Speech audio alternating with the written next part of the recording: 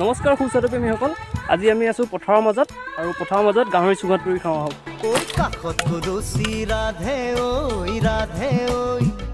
নদীৰে ঘাটলৈ মোৰে নুগুটিয়া নাৱত লাজ লৈয়ে কেঁচা মৰমে মাৰে ঐ তোৰে মন পাবৰে মন বুকু পৰি আছে নেহত তোৰেহে নাম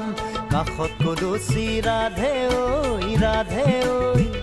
নদীৰে ঘাটলৈ